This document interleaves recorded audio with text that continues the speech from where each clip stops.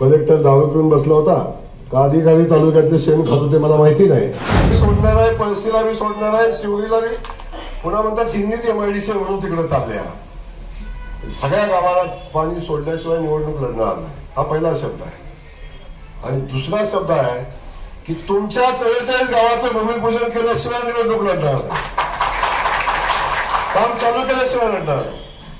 त्यामुळं या तालुक्यातल्या जेवढ्या गावांना आता पाणी मिळते, अनेक लोक म्हणली डॉक्टर साहेब दुष्काळ का जाहीर झाला नाही. डॉक्टर साहेब, ज्या ज्या विहिरी पाण्याची पातळी तपासायला ज्यांनी निवडलेल्या होत्या 13 विहिरी 13च्या 13 उरमोडीच्या लाभ क्षेत्रातल्या. कलेक्टर दारू पिऊन बसला होता का अधिकारी तालुक्यातले शेण खात होते मला माहिती नाही, पण त्या उरमोडीच्या लाभ क्षेत्रातल्या तिथे वडाने वगैरे पाणी वाहते, त्या विहिरीत पाणी आहे की पाण्याची पातळी तिथं आहे. तिथल्या पिकाची आर्द्रता तपासली, मातीची आर्द्रता तिथल्या तपासली. अरे मातीची आर्द्रता तपासायची असेल तर नदीच्या उत्तर भागात जाऊन तपासायला पाहिजे होती.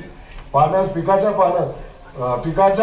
पानातली आर्द्रता तपासायची असेल तर ती उत्तरेच्या बाजूची तपासली पाहिजे. या गावात उरमोडीचं पाणी जात नाही तिथं, ते तपासली. त्याचा परिणाम आपल्यावर असा झाला की आपला तालुका दुष्काळापासून वंचित राहिला. पण आम्ही थांबलोय. या सगळ्या तालुक्याचा नव्यानं दुष्काळामध्ये समावेश करून घेतला. दुष्काळाचे सगळे फायदे आम्ही या भागाला म्हणजे लोकप्रतिनिधी अभ्यास केला नाही. कोणतं म्हणलं आमच्या इथला देखनागडी मला लोकप्रतिनिधी अभ्यास केला नाही दुष्काळाचा.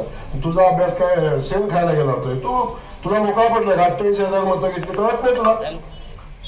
त्या लोकांच्यासाठी कलेक्टर आहे म्हणून बुद्धी पाजरावी, विहिरी बदलाव्यात, पाणी इथलं परिस्थिती बदलावी, हे काय कळत नाही. त्यामुळं म्हणजे आमदाराला गर्व झालाय. 20 वर्ष म्हणजे आता आमदार म्हणून आमदाराला गर्व झालाय. अरे मला गर्व नाही झाला, मला माझ्या कर्तृत्वावर विश्वास आहे. मला माझ्या कर्तृत्वावर विश्वास आहे. अभिमानाने गर्वाने नाही बोलत आहे.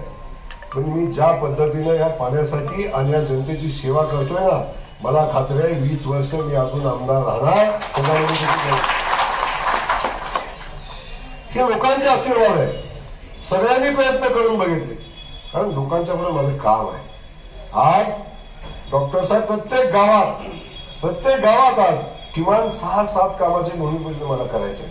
7 कामं, 8 कामं, 9 कामं. एकाही गावात 5 कामाच्या खालचं काम नाही. एकाही गावात 1.5-2 कोटीच्या आतलं काम नाही. भूमिपूजन करायचं थांबलंय.